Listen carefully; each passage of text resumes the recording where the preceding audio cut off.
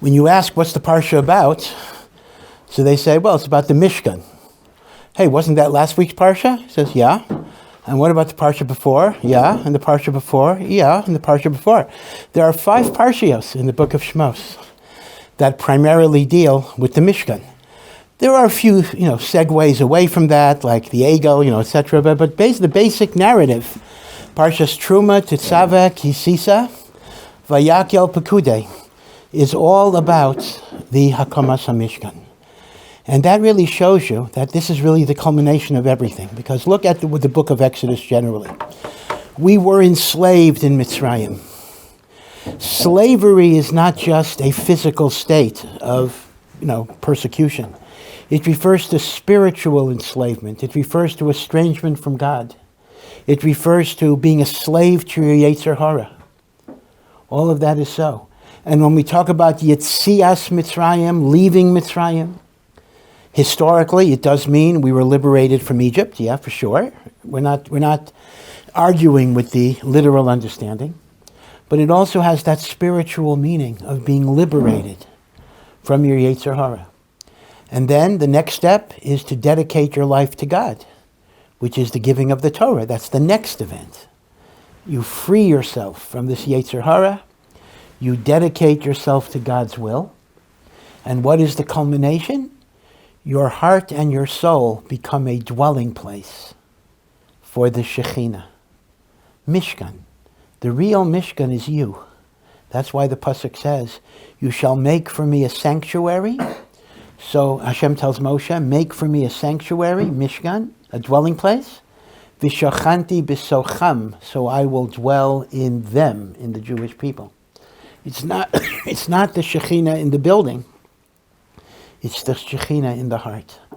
So you see, if you just look at the 3 main events in the book of Shemos, the exodus of Egypt, the receiving of the Torah, the bringing of God's presence into our midst. This is what the life of a Jew is. What happened to our people, what happened to the nation, is supposed to happen to us every single time. We're supposed to liberate ourselves from slavery. Rav Schiller, our Rosh Hashiva, you should be well, makes a very interesting point. He often says that, we believe in free will, right? That's the foundation of the Torah. Free will, every person can decide. So what's the definition of free will? So most people will say that I can do whatever I want to do. So Rabbi Schiller says, no. The real test of free will is that I will do something I don't want to do. Meaning to say, even an animal just follows what it wants to do. The godless of Bechira is not doing what I want. The godless of Bechira is being able to do things I don't immediately want, or not to do things that I want.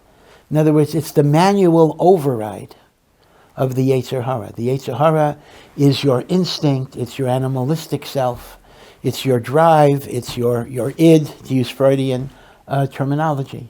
And it has to be tamed, it has to be controlled, it has to be disciplined.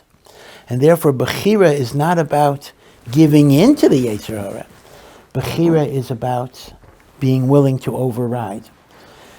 In fact, even in a secular way, that's true. There's a very, very famous experiment in social psychology, maybe you heard about it, where they offered kids a choice.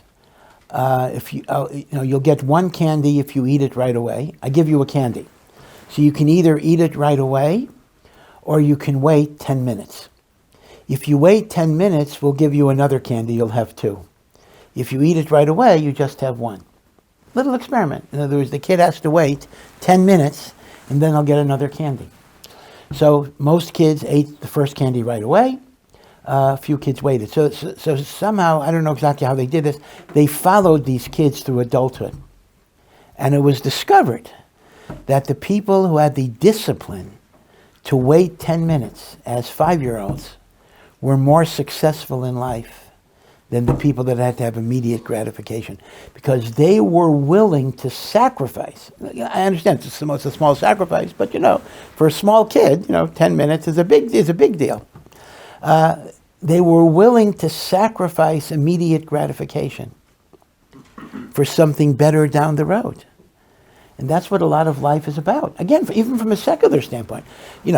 People go to college when they could get some job out of high school and make some immediate money. But they go in the hope that this way, in the long run, they'll have a better job and be able to take care of their family. This is called deferred gratification. And generally speaking, the ability to defer gratification because you're thinking about goals that are more significant, from a secular standpoint, is a sign of great success in life. Well, if you think about it, Judaism is all about that. Judaism is basically saying, hey, listen, there are a lot of things I can't do. I can't eat where I want to eat. I can't go where I want to go. I can't have, sexual relations with anybody I want to have. There's a lot of discipline that I have to put into my life. But the point is, eventually, you achieve a certain level of closeness to Hashem. You can receive a certain level of holiness. Olam haba, of course, is the ultimate deferred gratification, where 1 second of Olam haba is greater than all of the pleasures of Olam hazeh. So the Torah teaches us how to defer gratification, to understand that I'm not living for the moment. I'm living for the long run, the long term, and therefore I'm making investments in my life. I often say that college or university prepares you maybe to make a living, although even that's less true than it used to be. But we spend so much time in trying to figure out how to make a living that we never figure out how to make a life. Right? We focus on the living, parnasa. We don't focus on life. What yeshiva can do, in its best, I'm not saying it always does this, and I'm not saying we always take advantage of it, but this is a school. It doesn't teach you how to make a living unless you're going to become a rabbi. Maybe it'll teach you how to make a living in that way. But we're not a vocational school. But at its best, this is a school that will hopefully help people go on to live. Now, sometimes that's explicit. You may hear talks about marriage and the like, and sometimes, even though this is where it gets tricky. Because I just made a claim, and you might say that's malarkey because that's not what our curriculum is. I said, yeshiva teaches you how to build a meaningful life. So you may say back to me, well, listen, we don't have that many lectures or shiurim on, how to live a meaningful life. Most of our shiurim are relatively technical things about, you throw a get to a woman, in her lap while she's sleeping. In other words, one wonders how all of these technical things kind of contribute to giving me a sense of the meaning of life. It's a very good question. In fact, it goes back to the question, why do we spend so much time on Gemara? Gemara, I've said this before, so forgive me for repeating it, but it comes up all the time. A person comes to yeshiva, especially a person with limited background, and they say, I'm coming here because I want to find out about life. I want to find out the meaning of life. I want to find out about how to have a good marriage, how to have a good relationship, how to be a good parent. And this will teach me, based on the Torah, about how to be a person.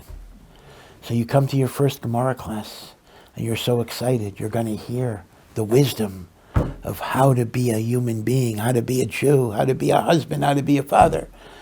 And the rabbi opens up and starts discussing about a chicken that lays an egg on Yom Tov. Are you allowed to eat it? Or two people walk into court holding on to a talis, and each one is claiming they own the talis, and we got to split it. Now, you may or may not find this interesting. If you have a legal type mind, you will find it interesting because it's engrossing, it's debating subjects. But in terms of spirituality, it's a little hard to grasp on it, meaning, okay, I got it. This is interesting. Maybe it's even fun. I hope you get fun from Gemara, because Gemara is supposed to be so engaging that you're supposed to have a pleasure in it. So, Baruch Hashem, that's a wonderful thing. But you still ask the question, hey, is it spiritual? Right? It's not, in other words, it's not directly telling me how to live a holy life.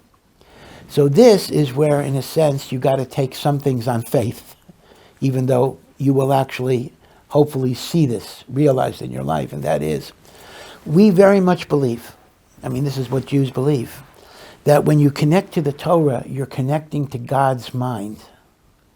And since God is an indivisible whole, Unlike a human, I have my mind, I have my hand, I have my arm. God is a unity. There's no division in God. So, excuse me.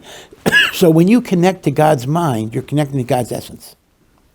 When you connect to God's essence, no matter which angle you're doing it from, even if it's from a chicken that lays an egg or two people holding onto a talus, you are connected to that ultimate infinite power source. And there is godliness that infuses you, that elevates you, that transforms you. So as strange as it may sound, all of this abstract learning in some way is capable of making you a better husband, a better father, a better person. So can I explain it completely rationally? Well, how is it doing that? I can't, because you're not studying about shalom bayis. You're not studying about being a parent. You're studying about, an egg laid on Yom Tov or or two people arguing over a talus. But you're connecting to God. When you connect to God, you can become a different person. Now, I'm hedging my words a little bit. I didn't say you will become a different person, because you can once again ask me, hey, I see plenty of guys, who are learning, who are not the greatest people. Yeah, tragically it is true. Although some said, hey, they would have been worse without the learning. Some have made the claim, I can't prove it, that learning always makes you a better person. So even if you look at a bum, he would have been more of a bum without it. So the learning took him from a -100 to a -90. That's also progress. Okay, I can't prove that one way or the other. But it is true that you're not always going to see the positive effects. Because we don't always live up to the challenge. But it's always there. There's a tremendous potential in your learning to make you a better person. And therefore, I think we can say with some truth that your years in yeshiva can be a great preparation, not for making a living, but for making a life. And the connection to the Parsha, once again, is this is how you construct your Mishkan, your tabernacle, your temple to HaKadosh Baruch Hu. Okay, so look at the book of Shemos in terms of the three major themes. The leaving the Yetzer Hara, Yetziat Mitzrayim, accepting God's will, which is the Torah, and then making your heart and your soul a dwelling place for HaKadosh Baruch Hu. Now, the Ramban, throughout the Parshiyos of the Mishkan, has a common theme, and that he says that the building of the Mishkan was a replication and a return to the level the Jewish people achieved at Mount Sinai. So he points out that at Mount Sinai, we find the divine glory descended on the mountain, and it was surrounded by a thick cloud. And Moshe needed special permission to enter the cloud and confront the divine glory. You see the same thing in the Mishkan at the very end of this parsha, that the glory of God filled the Mishkan like fire, and the Mishkan was covered with a thick cloud, and even Moshe could not enter to talk to God till he was given permission. The Ramban points out there's a direct parallelism between Mount Sinai and the Mishkan. And the Ramban says the idea here is that what Hashem is telling us is that even though the Chedo Egel kind of destroyed that relationship we had at Sinai, the Mishkan brought it back again. The Mishkan brought us back to Sinai. Now, I'm going to add a little bit to this, because Sinai itself, in many ways, is a return to the Garden of Eden. Remember, our original state was Garden of Eden. And in that original state of man, there was immortality. But then, because of sin, we were banished from the Garden of Eden. Now, Chazal tell us, although it's not in the Chumash explicitly, that at the time of the giving of the Torah, we acquired immortality. We returned to the Madrega of Gan Eden. The Chet HaEgel, we lost that immortality. In other words, the Chet HaEgel corresponds to the banishment from Gan Eden. Now the Ramban says the Mishkan is a partial return to Gan Eden. Now, the reason I say a partial, because obviously it couldn't have been complete because we didn't have immortality by the Mishkan, but still it was a partial return to Gan Eden. Right, so this is a well-known theme of the Ramban, that Hakamas HaMishkan, the erection of the Mishkan, was a return to Sinai. But that's what the Ramban says in his commentary. Excuse me. But in his introduction to the book of Shmos, he adds another nuance that's a little less understandable. He says that they returned to the level of their forefathers. Not that they returned to Sinai, but they returned to the level of the Avos. Now, what does he mean by Avos? He can't mean their ancestors who were in Mitzrayim. First of all, these are the people who left Mitzrayim, right? Right? So they're not talking about that. So the Avos must mean they returned to the level of Avram, Yitzchak, and Yaakov. That Hakamas HaMishkan was not only a return to Sinai, which the Ramban in his commentary says a number of times, but it was a return to the Madrega of the Avos. So the question becomes, what's the connection between the Mishkan and the Avos? I understand the connection between the Mishkan and Har Sinai, because just like Har Sinai had the glory of Hashem that was surrounded by a thick cloud, so the Mishkan also had the glory of Hashem in the Mishkan surrounded by a thick cloud. So that's the connection there, that Mishkan is replicating Har Sinai. But in what way is Mishkan replicating the relationship that Hashem had with Avram, Yitzchak, and Yaakov? Right? What's the pshat? So some of the Meforshim learned this way. Chazal tell us that when Yitzchak married Rivka, so actually the pasuk says, he brought Rivka into the tent of Sarah, his mother, and he then loved her, and he took her for a wife. Now, why does it say he brought her into the tent of Sarah, his mother? Now, Rivka, remember, how old is Rivka? According to the Chazal that Rashi brings, Rivka was only 3 years old. Hard to believe. Although, I tell you, I sometimes see like really little kids going shopping here. So, maybe it's not so hard to believe. They actually go out. They're walking around 11 o'clock at night. You wonder, why is a 5-year-old kid walking around in Arsei Abira 11 o'clock at night? But okay. This is what it is. Kids were more mature then. Now, I can tell you, when I lived in America, so I lived in Montgomery County, Maryland, which is a relatively affluent suburb of Washington, D.C. There, if you're 10 years old and you're playing in the park without an adult, somebody's going to call the police to kind of check into what's going on. So a 10-year-old cannot play in the park. Here, Baruch Hashem, Israel is so dangerous, right? Israel is so dangerous, and we can have 5-year-olds going out, and things are, Baruch Hashem, by and large, good. But be it as it may, Rivka's very young. By the way, just to complete the knowledge here, there is a Shita in Tosfos that Rivka was 14 years old. So there's a machlokes, 3 years old, 14 years old. Either way, she's very young, because Yitzchak is 40 years old. So either way, there's a big difference in their ages. But be it as it may, why did Yitzchak bring her into the tent of Sarah, his mother? So Rashi brings a medrash that says that in the tent of Sarah Imenu, which means the home that she shared with Avram, it's their home, there were 3 great miracles that existed in that home.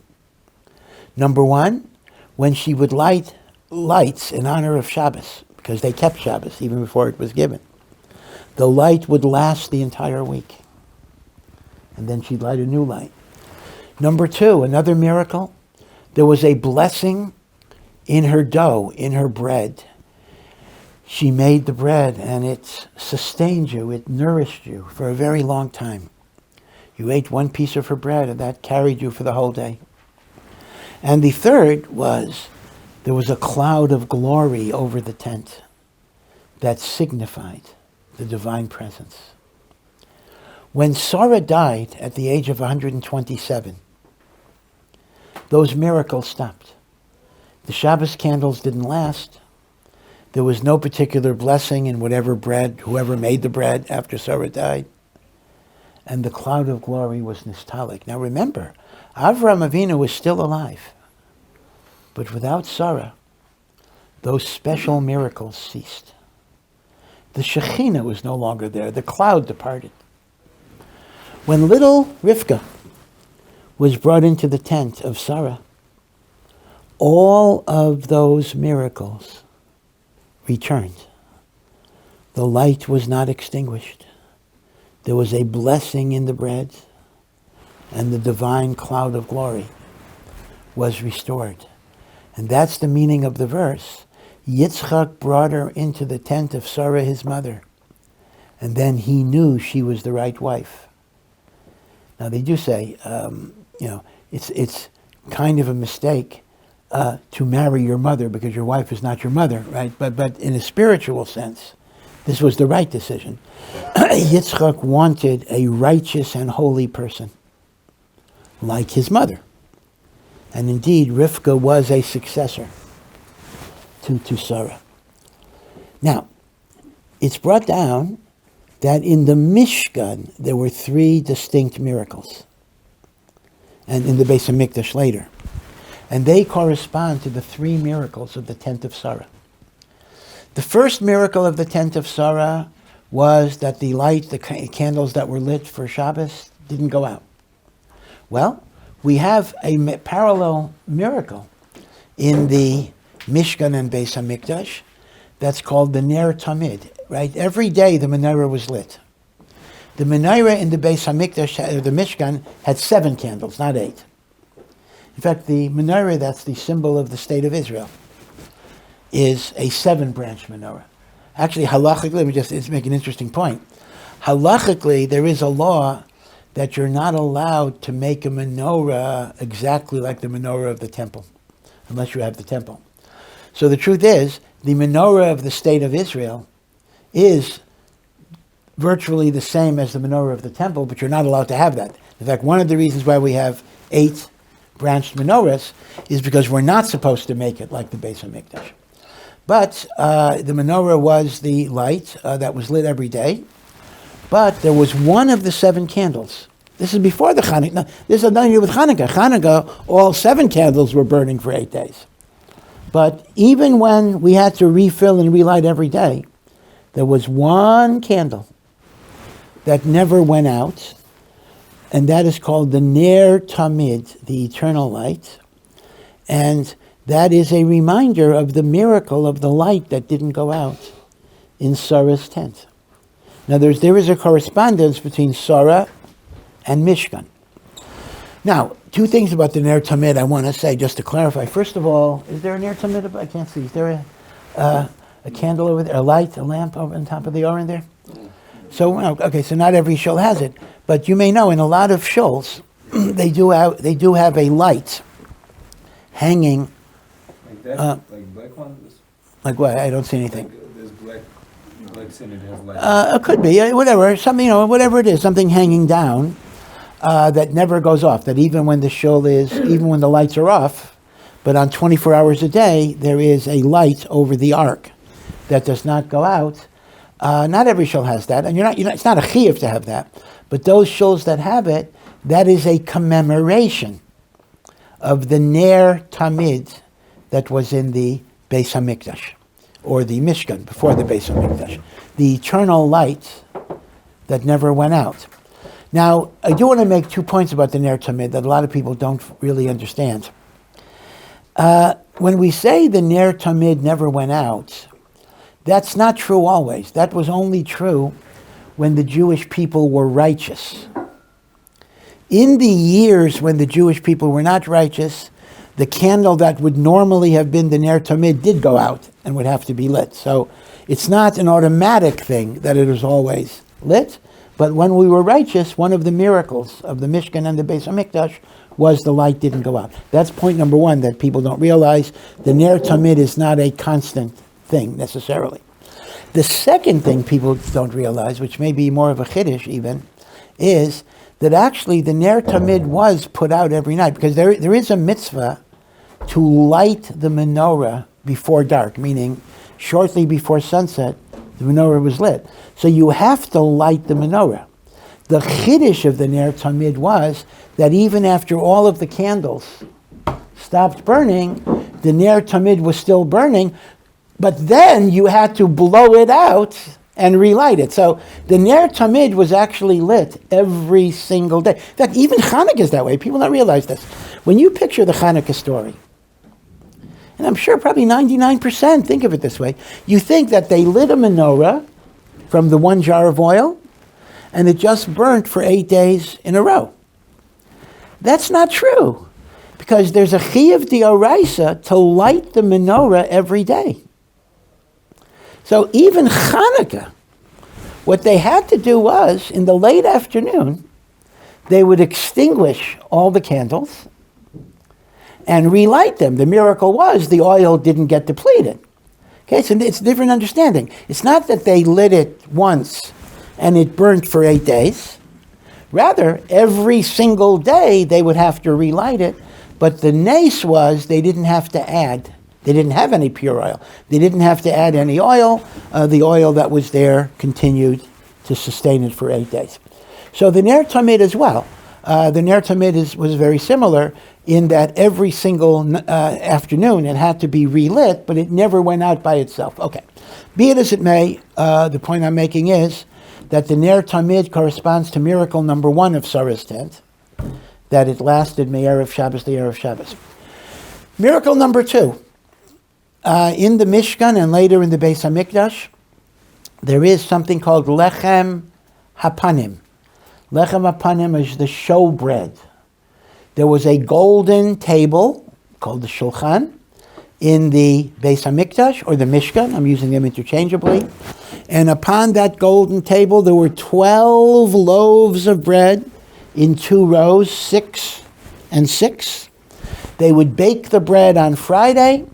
They would put it on the Shulchan on Shabbos. And next Shabbos, they would take the bread off, replace it with new bread, and the old bread would be eaten by the Kohanim next Shabbos. Meaning, the lechem was on the Shulchan for 8 days, from Shabbos to Shabbos, and then it would be replaced by new bread. Chazal tell us the bread on the Shulchan remained warm and fresh, even though it was on a cold table for 8 days. That's a miracle, the miracle of the bread. That corresponds to the second miracle in Sarah's tent, a blessing in her dough. The third miracle of Sarah's tent was the cloud of glory over her tent. Well, over the Mishkan was a cloud of glory. In other words, what do you see here? You see that the 3 miracles of Sarah were replicated in 3 miracles of the Mishkan or Beis HaMikdash. And quite literally, that is what Ramban means when he says, building the Mishkan restored us, returned us to the time of the Avos, i.e., it replicated the tent of Sarah Imenu. Now, by the way, just another point of confusion in Pshat. When we say the Mishkan was covered by a cloud of glory, do we mean a cloud of glory over the Mishkan? Or do we mean the Mishkan was enveloped? See, the word over is ambiguous. The cloud over the Mishkan, mean the cloud covered the Mishkan? Or the cloud was on top of the Mishkan? The answer is both are true, but depending on the time. When the Mishkan was finished and ready to be dedicated, the glory of God went into the Mishkan, and the Mishkan itself was enveloped in a cloud. And Moshe had to have permission to come in. But once Moshe was given permission to come in, the cloud, so to speak, left, enveloping the Mishkan, and the cloud was above the Mishkan, right? So it's both. Sometimes the cloud was above the Mishkan, but for that particular time, it actually enveloped the Mishkan. Okay. So now let's think about this in a bit more detail. What is the significance of the fact that the Mishkan is a replication of the tent of Sarah? Because the three miracles and the three miracles. So there actually is a very profound insight that is important for us in our lives. And that is, it's really telling us that the Mishkan and the Beis HaMikdash later is simply an imitation of the holiness of a Jewish home, as exemplified by the tent of Sarah Imenu. Meaning the real Beis HaMikdash is not the Beis HaMikdash. The real Beis HaMikdash is the relationship of husband and wife in creating a temple in their homes. And the proof is because the very miracles of the Beis HaMikdash are just reminders of what we theoretically might achieve in our homes. Now again, of course it's going to be the case that most of us, maybe none of us, are ever going to be on the Madrega of Avram and Sarah. But at least in terms of approaching, working, thinking about that, your home is a Beis HaMikdash mamish. That's why Chazal even say, Shulchan, the table upon which you eat your meals is like a mizbeach, like an altar of bringing a korban to Hashem. Right? All of these things, we don't realize the holiness of the Jewish home. In fact, there was an interesting thing. Rav Shimshon Raphael Hirsch wrote something in the 1800s that turned out to be eerily prophetic. He was talking about the well-known idea that the most important institution in Judaism is not the shul, which is a miniature Beis HaMikdash. The most important institution in Judaism is the home. So Rav Hirsch wrote something that almost sounds preposterous or even semi-blasphemous. He said, it wouldn't be a bad idea if the shuls would close down for 100 years, forcing people like to daven at home, do mitzvahs at home, and then they would come to appreciate the holiness of their bayit. Now, halachically, that's not sustainable. You need a minyan, etc. But rhetorically, he was making the point that it's too bad people don't realize how holy their homes are. Well, fast forward 150 years, and we had COVID a few years ago. Who thinks about COVID now? It's like the Gemara says, the later tzaros make you forget about the earlier tzaros, right? COVID was such a shreklech, a big deal until October 7th, which like the Gemara says, you're walking in the street and a bear attacks you, and you escape from the bear, and you say Baruch Hashem, and then you turn the corner, then a lion attacks you. So you don't think about the bear anymore, you think about the lion. So who thinks about COVID? We have October 7th, but the truth is, you all remember COVID, and there was a period of time where we weren't. Okay, Baruch Hashem, we managed to kind of push through no matter what, legally or illegally. We more or less kept the law, but not 1,000%. Okay, but that's okay. But in a lot of places, shuls were closed. Police were monitoring. You weren't allowed to go in. And that was an awful thing. It was an awful thing. But some people found something positive in it, that they got to spend more and more time doing mitzvos in their home environment. And mamish, like Rav Hirsch said, they realized the holiness of the Jewish home. In fact, I am told in the United States, there's a little bit of a problem, chabal, that people got so used to not davening in shul, that even when the shuls are open, attendance has not come back to what it was. They got used to a certain thing. I know with shiurim it's for sure that way, because people got so used to shiurim on Zoom. Well, Baruch Hashem, you can learn on Zoom too, but they don't come to a live shir anymore. Because they say, well, why should I go? Why should I leave my easy chair or get out of my pajamas?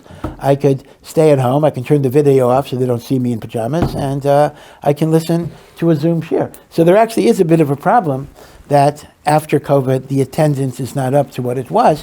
But Rav Hirsch says there is something positive about that. There is always a positive angle that you see the holiness of the Jewish home. I guess nobody here is married, right? Is that right? No, yeah. So you guys are not married yet. And Mirza Hashem, you should all get married in a good way. But one of the beautiful things that I would encourage you to do, Shana Rishona. Obviously, you don't take off a year from learning. That's obvious. In fact, ideally, you shouldn't even take Sheva Brachos off for learning. You should go back to learning like even during Sheva Brachos. Right? There's no, you're not going to get married and then stop learning. But one of the very beautiful customs that people have is that their night learning, their night Seder learning, they learn at home. They get a chavrusa that's single, let's say, and they learn in their home. And you should know how comforting that is to a wife. Even if you're not talking to your wife, you're learning with a chavrusa. Your wife is doing something else. Nothing to do with your wife at all. But it gives her tremendous, tremendous, tremendous pleasure. She feels that she's a part of what you're doing. She also knows that if she needs you, you're there. And it is sanctifying your home. That home is not just where you go when you finish your learning. Home is where you learn. Home is your avodas Hashem. So there actually is a big deal in trying to make your home not just the escape from the Kedusha, but your home should be a place of active Kedusha. So Mirza Hashem, I hope you'll remember this when you do get married and implement it in your own lives. So B'ezras Hashem, we're in the month of Adar, and the Adar Sheni. And what's the French say? I'm not going to say it in French because I'll probably mispronounce it. But the more things change, the more they remain the same. A famous French saying. And 2,000 years ago, more than 2,000 years ago, there was a bad guy from Persia who wanted to destroy the Jewish people. And God turned it around. And all of the evil plans turned back on him. So fast forward more than 2,000 years, we still have bad people in Iran, which is Persia, who are trying to destroy us. Both Hamas and Hezbollah are funded and supported by Persia. And once again, we're in danger just like we were. And our prayer would be that Purim too should be a big turnaround. That all of the evil that they want to do to us should go back and destroy them. That's why people ask me, I've gotten a lot of questions because, there's a war going on. People are dying. There are hostages who are still in very, very dangerous situation, and they might be abused, chas v'shalom, in all sorts of nefarious ways. So people ask me, should we tone down our Purim celebrations? Is it appropriate to kind of be so overly joyous when there is suffering and a war going on in the world? And again, everyone should ask whoever they ask shilas to, but it seems to me that it's specifically the holiday of Purim that you don't cut down, because Purim is about God giving us salvation from the Persian enemies who want to destroy us. This is the holiday that is especially appropriate to this struggle, and therefore we should rejoice. Again, don't forget about the people that need a Yeshua. In fact, all of us need a Yeshua. But rejoice in the salvations that HaKadosh Baruch Hu will give you. So again, you have a Chodesh Tov and you be well. Thank you, Rabbi. Thank you for listening to this Ohr production. To find out more and to partner in our mission, please visit ohr.edu.